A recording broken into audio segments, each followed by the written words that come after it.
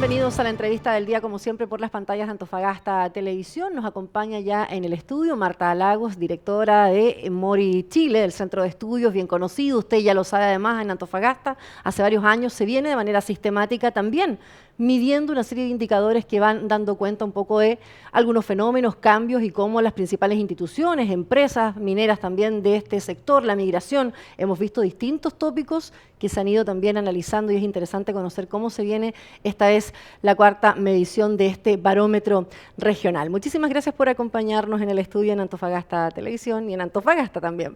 Muy buenas tardes y muchas gracias por la invitación. Comentarnos un poco, ¿qué se va a desprender entonces de esta cuarta versión, de este cuarto estudio que también se hace del barómetro aquí regional y donde ya un poco quizás se empiezan a marcar tendencias? Podríamos hablar ya de 4 años, hay más datos comparativos ya respecto de los indicadores principales, ¿no? Bueno, sí, efectivamente hay comparaciones interesantes a nivel de país, comparando la región de Antofagasta con el país. ¿Quién sabe? Para empezar, una nota positiva, hay que decir de que desde el punto de vista cultural, Antofagasta es la región más moderna, más avanzada culturalmente que el resto de las regiones del país. Es una de las regiones que tiene un PGB más alto, pero tiene una actitud, por ejemplo, su mentalidad económica es una mentalidad mucho más competitiva, mucho más abierta al mundo que lo que es la región de Atacama o la región de los ríos o cualquiera de las otras regiones que están más hacia el sur. Y eso marca una diferencia. Es decir, esta es una región de gente que está especialmente expuesta al mundo a través de la minería. El cobre es una ventana al mundo, porque dependemos de un cobre que no se transa aquí, sino que se transa afuera. Y eso se refleja en la cultura de la región. Eso es una cuestión interesante. Y por el lado, digamos, no tan positivo, este año tenemos un resultado, digamos, que muestra el gran nivel de malestar de la gente. El 80% no está satisfecho con la economía, el 60% no está satisfecho con la democracia, disminuye la satisfacción de la vida también, 5 o 6 puntos, por primera vez retrocede, en circunstancias que en las veces anteriores había ido avanzando. Hay una insatisfacción con la minería también, a pesar de que la minería está en general bien evaluada y en primer lugar, ese primer lugar retrocede, ¿no? Entonces podemos declarar que hay una situación de malestar generalizado, no solo económicamente, sino que también políticamente, socialmente, culturalmente. La gente aquí se siente que en realidad la región está un poco parada. El malestar es generalizado en el país es y en con el país. Profundización en la región de Antofagasta.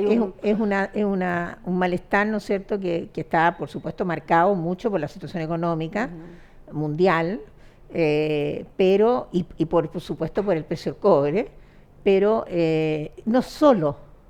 No es solamente un malestar económico, es un malestar donde la gente tenía, en el fondo los chilenos hoy día, como lo dijo Ricardo Lagos, ¿no es cierto?, en el año 99, Chile iba a ser un país desarrollado en el año 2010 y estamos en el año 2019, por lo tanto estamos bastante atrasados en llegar al desarrollo y yo creo que hoy día cae la guillotina de los chilenos que dicen, bueno, ¿y por qué no somos desarrollados hoy? ¿Por qué estamos estancados en este momento? ¿Y por qué no llegamos al desarrollo? Entonces las expectativas que habían respecto de lo que tenía que suceder no se han cumplido. Claro, pasa sobre todo, y lo vamos a ligar un poco quizás con las expectativas que el propio gobierno actual crea. Hoy día los tiempos mejores y con una mirada principalmente centrada en la economía, en la creación de empleos, en el crecimiento económico en general, se podría decir que esta es una muestra y foto del momento precisamente donde las expectativas fueron muy altas y derechamente el tema económico, principalmente el minero, ¿cierto?, no ha resultado como se esperaba. Sí, pero fíjate que yo creo que hay una sobredimensión de la famosa frase de los tiempos mejores, porque, al final del gobierno, el segundo gobierno de Michelle Bachelet, el 70% del país decía que estábamos estancados. Y ese estancamiento ha persistido en percepción en el tiempo.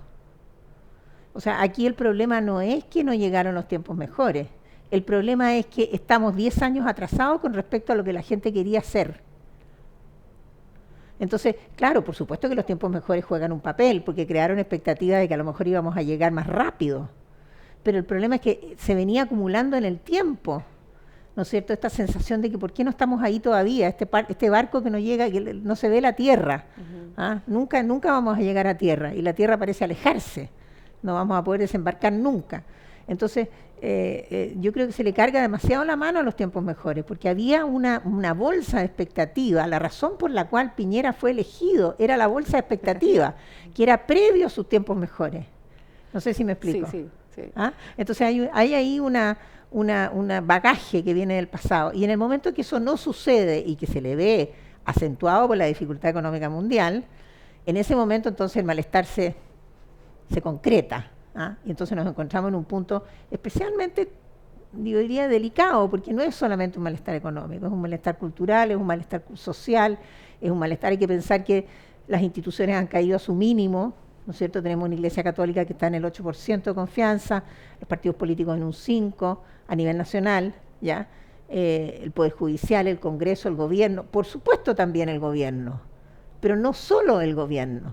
Entonces, ojo con centrar demasiado la crítica en el gobierno, porque cualquiera que hubiera sido el gobierno, y con esto no quiero exculpar a este gobierno, le habría pasado lo mismo.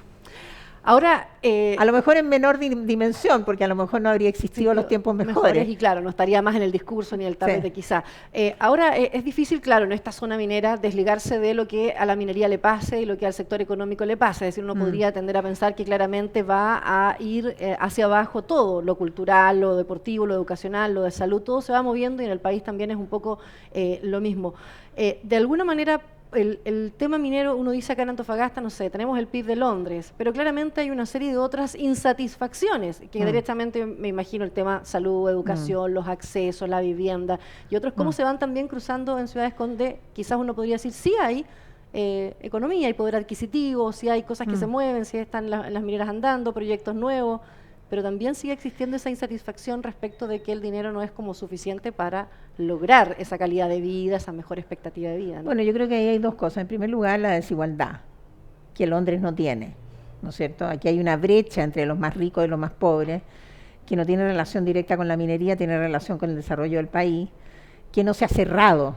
Y yo creo que esa es una de las cosas que se le carga la culpa a la minería, ¿no es cierto? ¿Cómo es posible que la minería, con toda su creación de riqueza, no haya sido capaz, por lo menos en Antofagasta, de haber cerrado un poco más la brecha? La brecha existe en todo el país.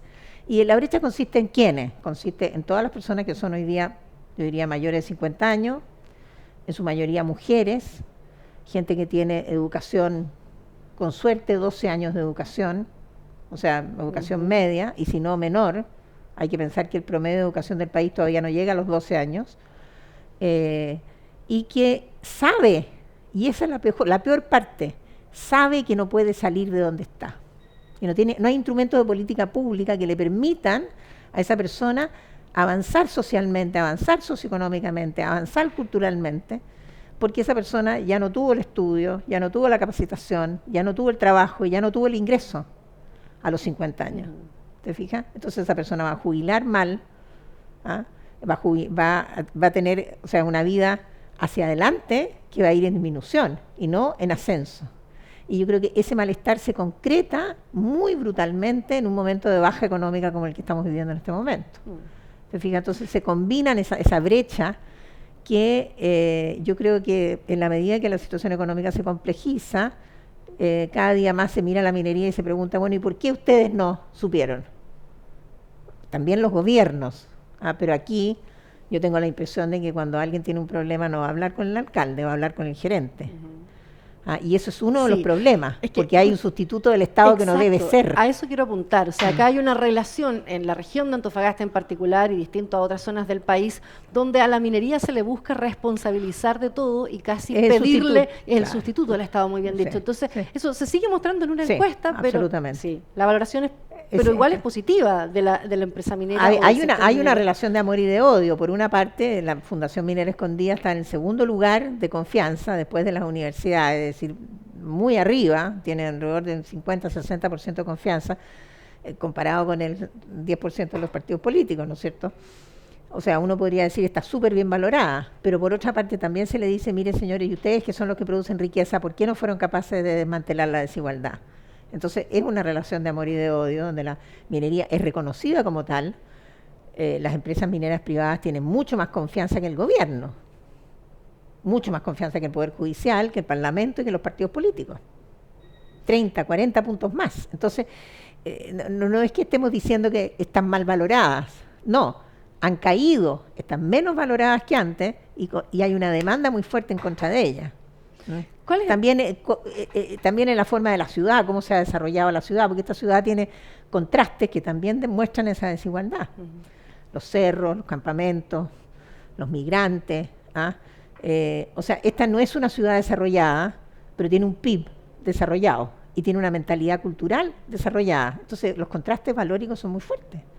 Ahora, ¿qué caminos abre, Marta, si usted va, no sé, poniendo sobre la mesa y analizando precisamente cada uno de estos resultados donde uno dice sí, por ahí veíamos también en los primeros lugares después de Fundación Minera Escondida al Jumbo, cuando los partidos políticos, la Iglesia, el Poder Judicial, o sea, las grandes estructuras van quedando al final y tenemos otras instituciones que no entendemos muy bien en el cuadro por qué están estas instituciones con la confianza o la satisfacción de la gente hoy día. Es decir, ¿qué Chile se nos abre, qué región se nos abre hoy día? ¿Por qué dimos vuelta al parecer? ¿Por qué alguien podría haber evaluado un supermercado antes? ¿Por qué? ¿Por qué un supermercado aparece, por ejemplo, en esa satisfacción? Bueno, porque la confianza no es otra cosa que la capacidad de anticipar.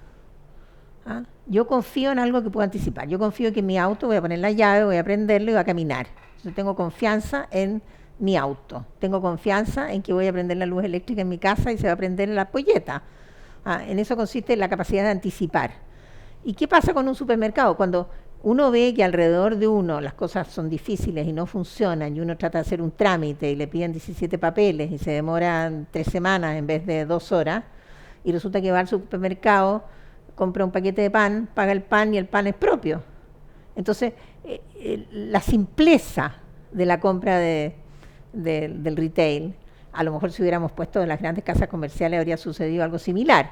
Pusimos el Jumbo como un símbolo, digamos, al azar, más que todo, ¿no es cierto? Y también pusimos al líder, y los dos están muy cercanos. Justamente por eso, porque la gente aprecia la capacidad de anticipar. Uno va y compra el producto, sabe lo que el producto contiene, el producto es lo que uno espera que es, y no tiene ningún trámite para poder hacerlo. En eso consiste la confianza en el Jumbo, o la confianza en el líder. Y eso demuestra, ¿no es cierto?, la ausencia de confianza en estas otras instituciones. O sea, donde quienes no se anticiparon. No se puede anticipar. Por ejemplo, toman preso a una persona con mucho poder. Esa persona no llega a la cárcel. Entonces, lo esperado es que una persona que es acusada, que pasó 3, 4 meses en los medios de comunicación siendo acusada de A, B, C y D, finalmente pagó una multa y se fue para su casa. No es lo anticipado. ¿Qué pasa con el Parlamento? En el Parlamento lo se ve que los parlamentarios pelean unos con otros. Hay unas tremendas trifulcas. ¿Y cuáles son los resultados reales? Las leyes que se pasan cambian la vida de la gente. La pregunta es, ¿se agotaron las políticas públicas que se hacen a través de las leyes? Porque vamos en la reforma educacional, pero es la reforma educacional número ¿cuánto? 3, 4, 5, no sé. Es la reforma, nos acostumbramos un poco a todas reformar. Las leyes hoy día se llaman reformas. Entonces, ¿cuál es el resultado para la gente? ¿Y la gente qué es lo que quiere? La gente quiere más ingresos. El primer problema de los antofagastinos hoy día es el desempleo y el ingreso, el tamaño del ingreso. Y segundo problema es la salud. Ahora, la salud no la veo en la agenda yo. Sin embargo, ellos lo mencionan como el segundo problema más importante de Antofagasta, de la región. Me dicen que hay hospitales nuevos, que en fin, que no debería haber este problema. Y digo, bueno, las encuestas lo que hacen es justamente eso, mostrar temas ocultos, que no están necesariamente en primer nivel, pero que están en la mente de la gente, ¿no? Entonces, estas son preguntas abiertas. Nosotros le preguntamos, ¿cuál es el problema principal que tiene su familia? ¿Desempleo? ¿Tamaño del ingreso? Salud. La delincuencia va en cuarto lugar. Que es el discurso 1 dentro de las políticas. Que es el discurso que está instalado. Entonces se están dedicando al cuarto lugar y están olvidando a los 3 primeros. Ahora, nadie dice que nadie esté preocupado de la salud, pero en términos de prioridad hay un orden invertido ahí. Ahora, pensando en estos datos y en que vamos a tener prontamente elecciones también, uno con los datos juega, da la posibilidad de que se introduzcan discursos, que uno pueda decir la gente está pensando en esto y esto es donde vamos. O sea, vamos a tener en el 2020 elecciones importantes, donde muchos se van a jugar, y sobre todo algunos partidos en particular que están más caídos diría yo, ¿lo ven como posibilidades también dentro de las encuestas poder tomar estos datos? ¿Qué pasa con el político hoy día? O sea, ¿cuáles van a ser, o podría uno proyectar los discursos sobre estas bases? Porque bueno, la primera dificultad ahí es de que 8 de cada 10 personas en Antofagasta no votan por partidos políticos, votan por personas. Entonces los partidos empiezan a tener dificultades porque en realidad el candidato de un partido no tiene que andar con el logo del partido en su bandera, porque eso le hace mal. Entonces es muy complejo, porque para recuperar la política y la dignidad y la legitimidad de la política hay que usar el logo del partido. Pero si el candidato usa el logo del partido, menos gente vota por él. Entonces, ¿cómo se junta esta ecuación en la cual el político tiene que rescatar la política? Si todos los políticos se dedican a olvidar, ¿no es cierto?, su partido, bueno, nos vamos a quedar sin partido. La mitad de los antofagastinos dicen que no son indispensables los partidos. Y sin partidos, ¿cómo funciona la democracia? Entonces estamos en una dificultad especial, porque con una baja en las instituciones, con una baja en la satisfacción con la democracia, los partidos son indispensables. Y estamos viendo que hay, ¿no es cierto?, discusiones sobre el rol de los partidos, que lo que hacen es perjudicar aún más a los partidos. Entonces hay que cuidar a las instituciones y eso se va a ver en la próxima elección municipal. Yo le puedo asegurar que todos los candidatos van a querer ser independientes, porque ser independiente hoy día atrae más votos que ser de partido. Eso para empezar. Y en segundo lugar yo diría, la gente vota por personas. Es decir, no importa, la gente me dice, mire, y si al gobierno de Piñera le va mal, ¿qué posibilidades tiene Lavín? Bueno, iguales posibilidades que si le fuera bien, porque la gente no va a saber de qué partido es Lavín. Él es Lavín. ¿Me explico? Entonces, hay que mirar la política de manera distinta. Ya se acabó esa cosa de que el candidato del partido A le va bien porque el partido A es el bueno. Bueno, 8 de cada 10 antofagastinos de la región de Antofagasta no votan por partido político. ¿Ah? Y tienen solamente un 10% de confianza en la política. Entonces, cuidado, porque esta elección va a ser una elección de personas, donde va a ir a votar muy poca gente. Y eso es lo otro, porque además con qué discurso se levanta también un candidato hoy día, es decir, ya, claro, porque el populismo es algo que uno pareciera ver con mayor fuerza irrumpir durante. Sí, pero yo le voy a leer lo que dicen los antofagastinos del populismo porque son sabios. ¿Ah? Yo le tengo una gran, sí que lo encuentro, le tengo una gran respeto a los electores, y los electores en Antofagasta saben perfectamente lo que son los candidatos populistas.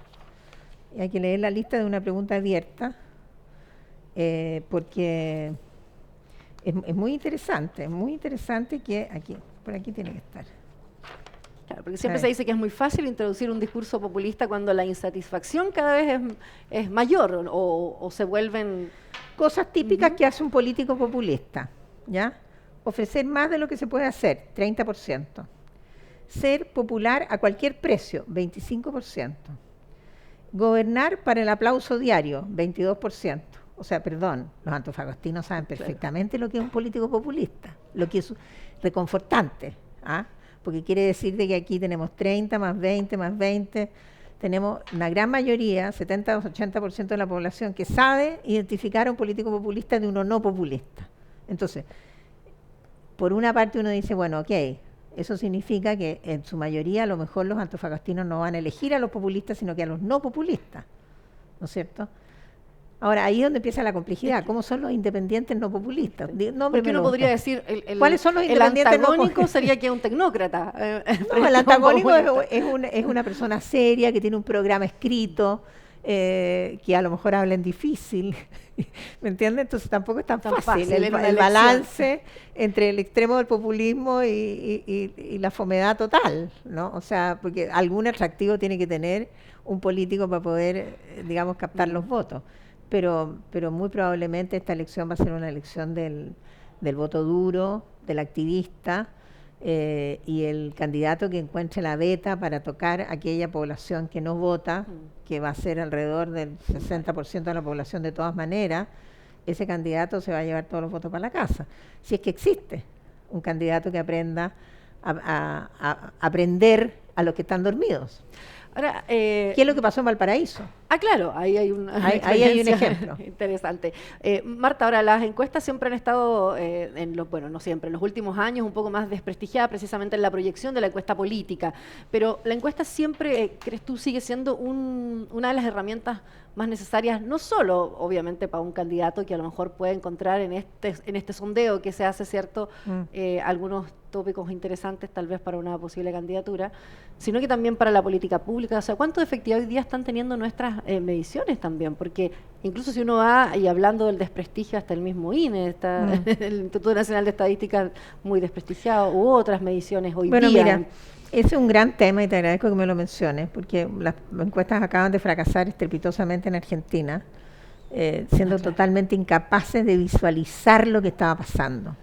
Ahora, ¿por qué fracasan las encuestas? Y aquí hay que decirlo con todas sus letras. Porque esta es la misma diferencia que entre el fast food y el restaurante de mantel blanco. Cuando tú transformas las encuestas en una hamburguesa con papas fritas, entonces fracasa. Porque si tú no inviertes la suficiente cantidad de plata para tener la suficiente cantidad de entrevistados repartidos a través de todo el país, representando la totalidad del país, y con encuestas que no son presenciales, ¿ya?, sino que son de otro tipo de naturaleza, de técnicas, ya sea de internet o telefónicas, y qué sé yo, bueno, no logran los resultados, y eso ya lo sabemos. Pero los candidatos creen que pueden hacer una corte, entonces no están dispuestos a invertir. Y en Argentina hubieron 22 encuestadores distintos que hicieron encuestas. Y yo tenía fe de que en la diversidad iban a encontrar lo correcto, pero resulta que todos cometieron el mismo error, que es hacer pocas entrevistas, no hacerlas presenciales y tener presupuestos chicos. Entonces tú no puedes controlar, le tienes que pagar poco al encuestador, no representas a la totalidad del país y no sabes qué pasa con las minorías. Fracasa. Entonces, en el fondo, la culpa la tenemos nosotros. Cada vez que uno acepta hacer una encuesta barata, rápida, que al final de cuentas te muestra la misma lámina, es la misma lámina con números distintos. Eso es lo engañoso, porque una te refleja la realidad y la otra no te refleja la realidad.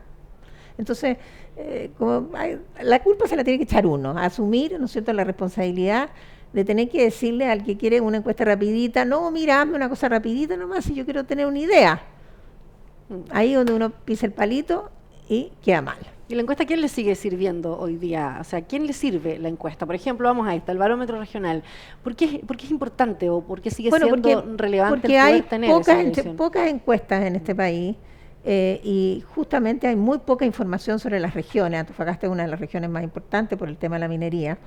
Y esta encuesta lo que hace es poner una velita en una pieza oscura, porque antes no sabíamos nada.